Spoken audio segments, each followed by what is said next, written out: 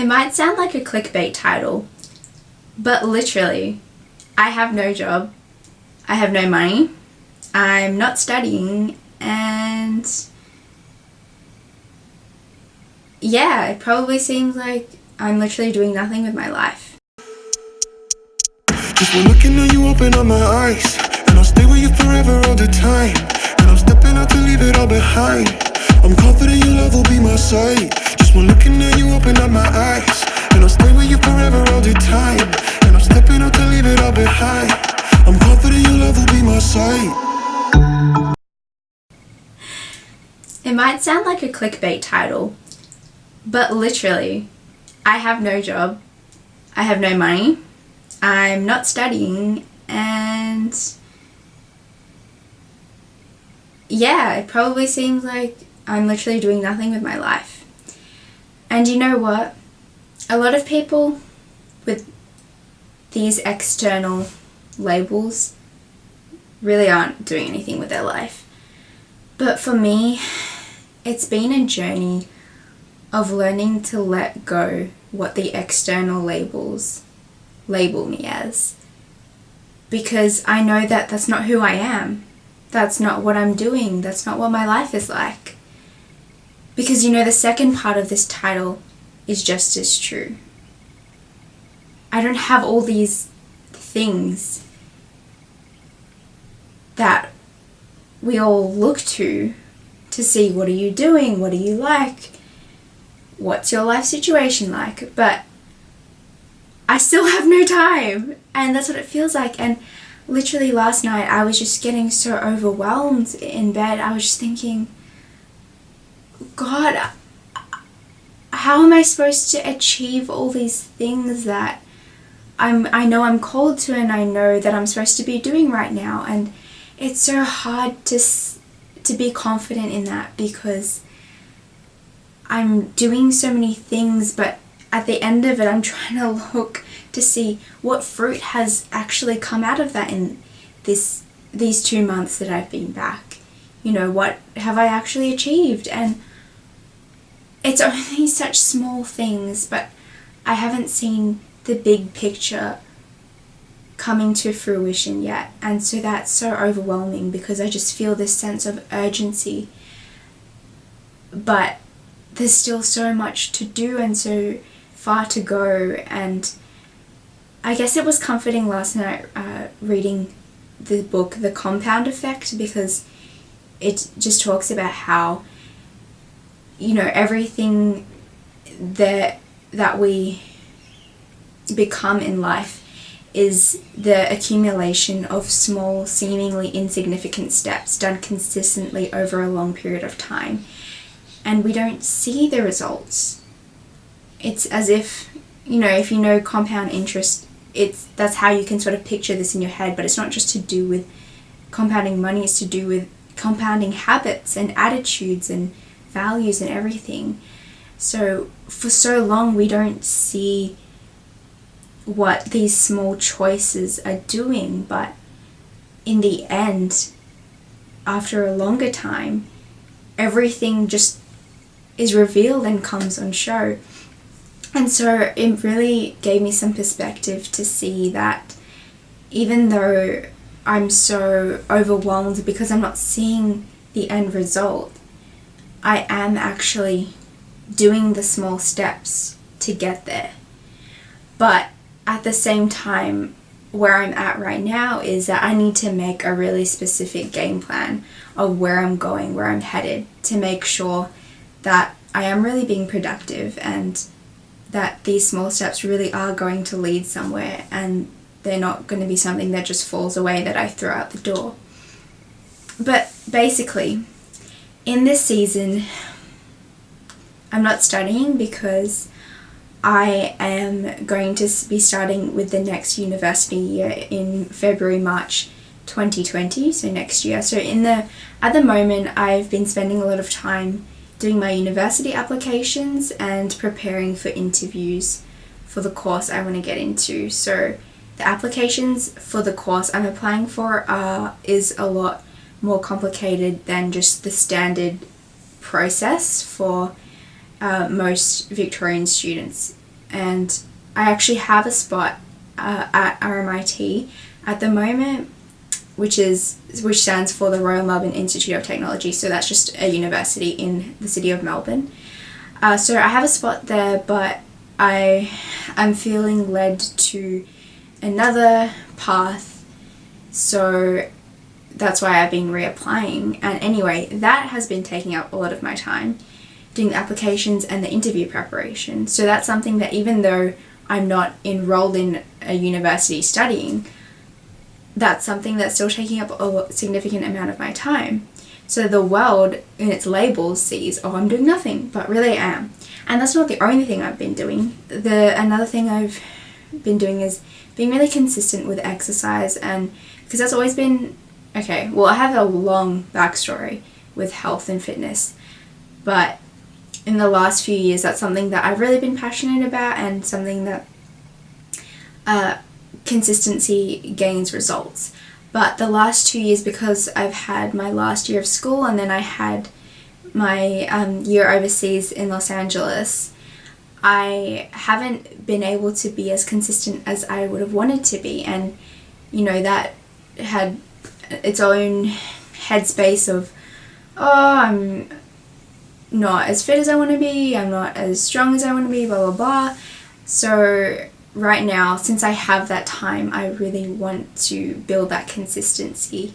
And so that's another thing I've been trying to do, because honestly, exercise is so easy to fit into our everyday lives, but at the same time, it does take time, and it takes dedication, and it takes prioritization. I think that's the main thing. So that's another thing I've really been focusing on, and it's something I've been building up, and now it's becoming a regular part of my schedule. But yeah, another thing I've been doing is working on side projects, and I think we don't realize in the system that we've grown up in how important it is to have things outside of just our standard career or whatever. Because, you know, the economy is not stable, and we just live in a generation that is evolving so much at such a rapid speed that, you know, we can't get ahead by just following the crowd. We have to look for other opportunities to build an income, to gain even more fulfillment out of life. You know, if you only stick to the one day job and that's all you do, then you're just going to live such a standard life. And do you want to live just a standard life? I mean, some people, if that works for them, great. But personally, I just have the personality type that won't be fulfilled by just doing the same thing every day over and over again. I just need variety. I need something that really just sparks my interest and passion. And so in my life, I see so many things just working together to just build that life of interest, of continuous excitement, of adventure. And so coming home, I knew that it was my time to start these side projects and these other aspects to my life that are going to fit in together.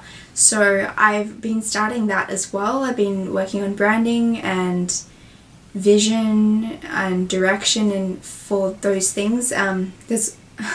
But yeah, that's another part of what I was getting overwhelmed with, is just there's so much to do for that, and so much to establish, so much to know, and also just how it's even going to happen. And I've seen aspects of, you know, practically what I can do, but just this sense of financially to get these things started, it's so much. And as I said, I literally have no money because I spent it all to do the Dream Center Leadership School, to go overseas, to be there. And yeah, coming back, I had spent everything, and to travel as well. And because I don't have a job, yeah, it's okay. It sucks to be reliant on my parents, because I just want to be able to, I don't want to have that burden on them, but I also want to be able to provide for myself. But, you know, that's something I really had to let go of. I had to let go of that self-providing mentality, and just knowing that I can't always do everything by myself. I have to allow people to help me sometimes, and that's just this, it's just the reality of the stage of life that I'm in at the moment. And yeah, so basically when I came back, I had this idea that I would be starting work pretty much straight away. I didn't have time to apply for jobs when I was overseas, so that's what I started doing when I came back. And you know, I was putting effort into it, and then I just got to a stage when my mum sat me down and she said, look, we can do this. We can support you without you having a job for this period of time. And she just wanted me to focus on what my priorities were in life, because, you know, I've realized that I can really only fit in a few main priorities, and to just build my life around that, because I'm the type that takes on so much, but then I realize I can't invest myself properly in all of those things. So yeah, basically she just wanted me to focus on those priorities, and even just knowing that God had called me to a season of rest. And so why am I fighting so hard to not accept that, and to just fighting so hard to become what the world labels as an adult and all these things. And I just thought it was so hard for me to let go of finding a job. It really was. But I know that there will be a day soon when that will happen, but right now I had to let go of it. And this whole thing about God giving me rest as a promise, it's not in the sense of, oh, I'm too tired to do anything, because no, you know, I'm motivated, I'm passionate, everything. I'm not too tired to do anything, but it was just God is giving me this season of freedom from schedule and from commitment. I don't have that thing that's, you know, I'm waking up to the alarm clock in the morning, or in the afternoon I have to go out to be somewhere, to work for someone. You know, I get to just do what I want. Because with school, I really didn't have that. I didn't get to just do what I want, because I was studying, you know. I always felt guilty if I was doing something that wasn't productive, or, you know, I spent my free time hanging out with people because people are important to me, and I thought that was my way of, you know, unwinding and stepping away from things. But, you know, there's so many books I've always wanted to read. I know I'm not a big TV person, but there are shows that, you know, I've wanted to catch up on or whatever, which I still haven't really had time to do that, which is whatever. But mainly, yeah, so many books I wanted to read, YouTube to watch. I don't know, it's having a job would just take away the freedom that I have from schedule and commitment. And so that's something I've really had to learn to just take in and just rest in. But yeah, rest was also from freedom from the self-provider mentality, and really just a freedom from people's judgment as well, because the whole thing about, you know, if I don't have a job, then it seems like I'm doing nothing with my life. Well, I know that I'm not doing nothing with my life. I know that I'm doing things all the time, and so I just can't look for a job just to be able to justify what I'm spending my life on right now. And you know, there's this verse, Romans 12:12, do not conform to the patterns of this world, but be transformed by the renewing of your mind. And so I realized that I can't just try and work to prove myself to people, just to, you know, my mum said, just because other people spend their gap year working doesn't mean I have to do the same. It doesn't mean that my gap year is any less valid because I'm not working. You know, I get to spend my gap year how I want to spend it. And I just need to forget about what anyone else thinks. So, yeah, I just have to be secure in knowing what I'm doing, and be secure in knowing that it's valid, and that, yeah, I'm not just wasting my life away, but I'm actually getting things started. And I think having a job would limit my freedom to work on my side projects, to work on exploring new opportunities that are out there. It would restrict my ability to discover what the world really is. You know, I'd just be locked into the system. And that's something that I've never wanted to do. And yeah, I see rest as also, you know, there's the commentary from Joshua 23 verse 1 that says, rest involves the absence of any threat from neighbors and looks forward to the promised rest of God's people with him. And for me, that really meant that this season of rest for me is also rest from just the crucible of life. Rest from constant growth. I mean, I love growth. I see that as an amazing thing, but the growth that comes from intense heat and pressure. And yeah, it felt like my whole life was just trial and test after another.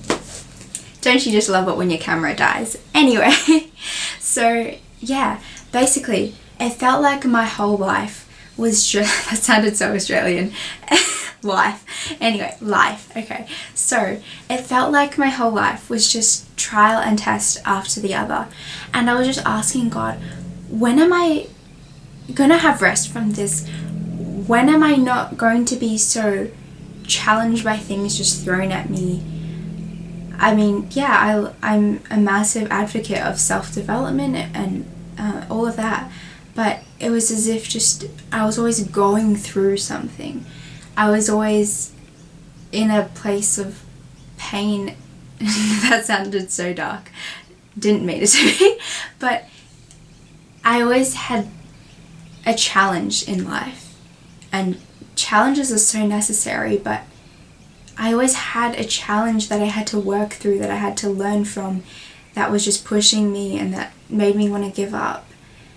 And I want that in life. I do, I really do, because I think it's made my life so full and so deep and so rich. But I just needed a break from that. I just needed a break from learning lessons, from becoming a better person. You know, I really found myself this year. I really found my identity, and I just think, okay, I just need some time to just sit in that, to just sit in my identity, to just work on living in it. And so, yeah, I just feel like this season from God is also that sitting in who I am and what I've become, and that self-realization, and just being able to do things for the world, to do things that I haven't been able to do before. So yeah, and I think something that I guess I'll end on, because this is already dragging out and there's so much more I could say, but something that I wrote on in my journal is what I really felt God saying to me in my quiet time. One day he was saying, I want you, okay, also side note, a lot of the times he just starts speaking to me through something random, you know. So for example, here I literally wrote sipping espresso with God. I was just sipping some coffee, right? And then that led to this train of thought and blah blah blah. And so camera died for the second time, I guess because this video was really candid and it was dead, and then when it died again, then I had to charge it and I didn't charge it for long enough. Anyway, back to the story. So basically, the train of thought, yeah. So I was drinking coffee, and then that made me think, culturally, coffee is a sign of productivity. Productivity is something that I aspire towards and I try to do my best at. But then God said to me, I want you to be productive, Brittany, yes. But I want it to be in rest. And then I was thinking, what does that mean? How can you be productive in rest? Because I knew that was something he had called me to. And he just said, it means no striving. And with the whole thing of trying to find a job and blah, blah, blah, I felt like I was just striving to be a self-provider, striving to prove myself to the world, striving to prove that I was doing something with my life. But I knew that I was. So he's saying, saying to me, yeah, be productive, do the things that you're already doing, but don't feel like you need to keep adding more and more things to your life just to prove yourself. Rest in your identity, rest in who you have found yourself to be, rest in the freedom that I'm giving you, and then just be productive with the things that you are doing. Make an efficient use of time, do the things that you want to do, see the people you want to see and talk to. And yeah, he also said to me, productivity is healthy when it knows its boundaries and limits, when it is efficient and allows room for other things, when it lets creativity and work flow and does not force it.